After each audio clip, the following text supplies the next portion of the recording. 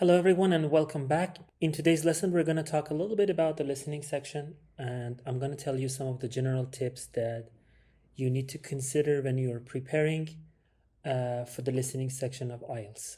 Before we get to the details, let me remind you that listening is the easiest part of the exam, and it's a great opportunity for you to be able to maximize your performance and get a better score. So in today's lesson, my plan is to cover some of the important things that you should know about the listening test, and then some of the tips, some of the things that you should do, and some of the things that you should avoid. And finally, we're going to get into some ways that you can practice listening during your preparation. So without further ado, let's just get right into it and see what listening is all about. So, as we covered previously, there are 4 recordings, and you will hear to 4 different recordings in different situations.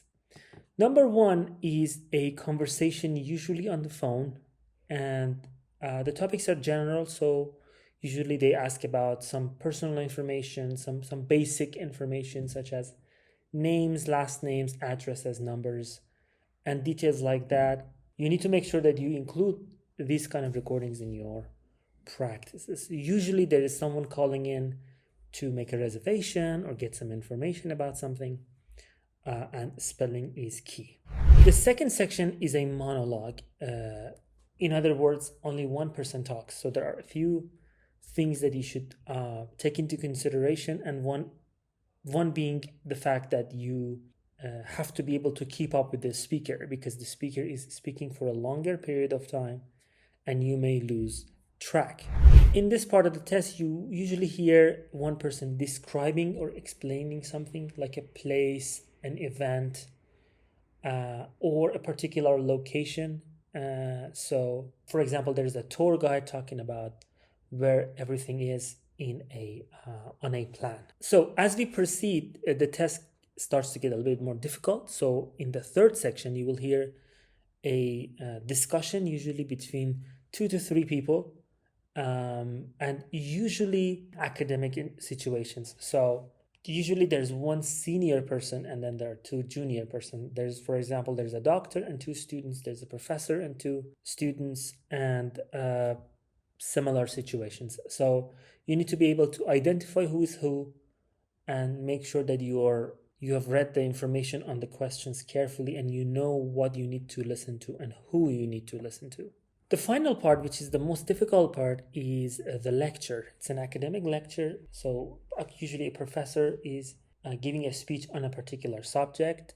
The lecture is not very technical, so don't worry about having to use technical words or no technical words. Similar to the reading section, these are usually extract from an academic environment. Like, let's say there's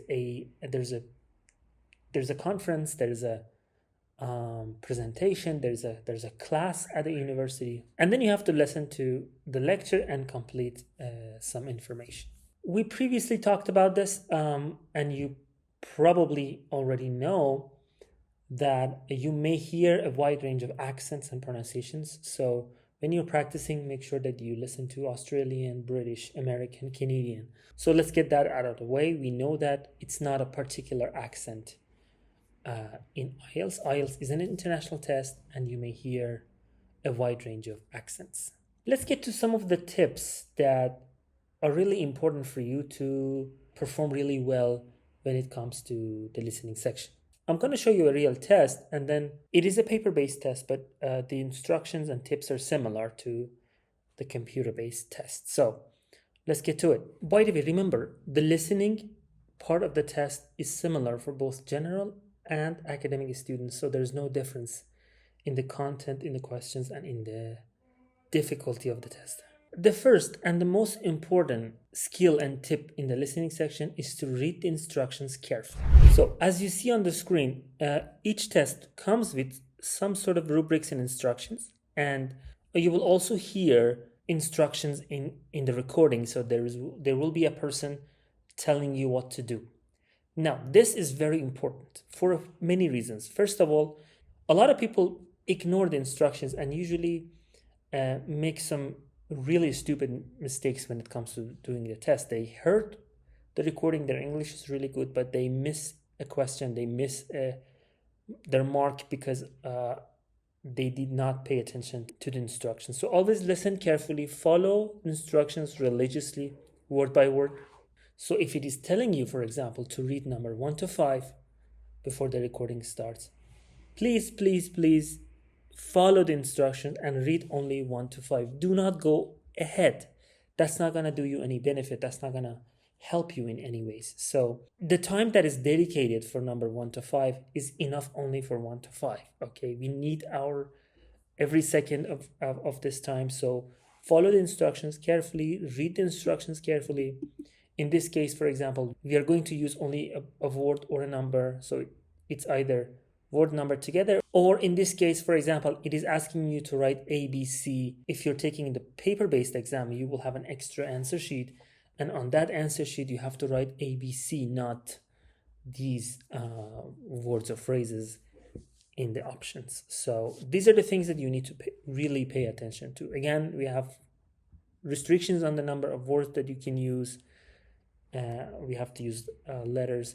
For those of you who are taking the computer-based tests, things are a little bit easier because you just click on the best answer and type it in the box. So usually it is easier for you. But make sure that you have read instructions and listened to the instructions and followed them carefully. The next point, which is very important, is to follow the speaker at all times. Especially when there's a monologue, a lot of students, they tend to lose the speaker because they are super focused on a particular number of questions. For example, they're listening to number, let's say in this part on the left, I'm listening to number 15 and 16. Then I somehow miss 16 and I wait here to think about what was the answer. And then the speaker is moving on.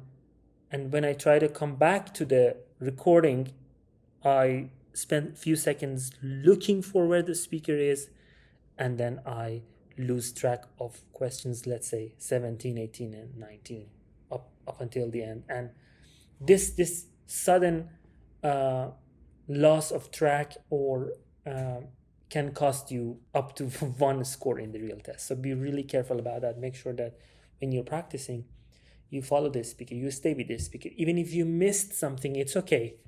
Forget about it. Move on. You can come back to it and guess using your notes later. Another way to make sure that you can find where you are, you can always look at the number of questions because always the recording is played in the same order as the number. Or in some cases, we have titles like here. So you can use these titles to catch up with the speaker. The next tip is actually very straightforward and very obvious, but a lot of people miss this. So when we're answering the questions, we need important information. So the gaps are important information. And naturally in English, we stress out, we emphasize on the important information. So you may hear the speaker saying the words that are related to the answers with more stress, with intensity. So keep an ear for that and make sure that you catch those times that the speaker is stressing out a word. When we practice particular questions, I will show you how this works specifically, but this is something to remember at all times. Always listen to the stressed words, and when the intonation is going high, it means that something important in that sentence is happening. And finally, practice. So it's IELTS. IELTS is skill-based. We talked about this a lot, and we will talk about this a lot during the course. Practice is key. If you don't practice, you're not going to get the result that you truly deserve based on your knowledge of English, based on the amount of time that you have put to work. It's not about reading this book or that book or taking this class or that class. It's about practice. So practice is key. If you don't practice, you will definitely underperform, and that's not something you want to consider. So there are many ways to practice listening. One would be to listen to podcasts and talk shows as much as possible. The other one would be to listen to the recordings of the previous tests that you have done. You can listen, you can read the scripts. This practice will help you kind of substantiate all that information, that all those connections between questions and answers that you have found, and cement your knowledge.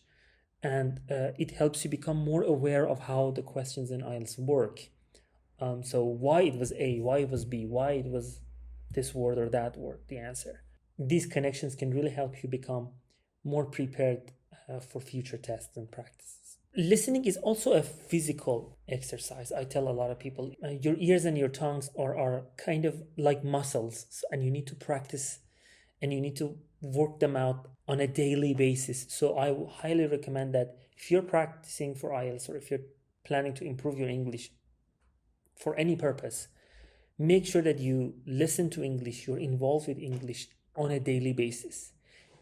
There is a myriad of information and resources, and everything is available on YouTube, on the internet. You can download them, listen to them.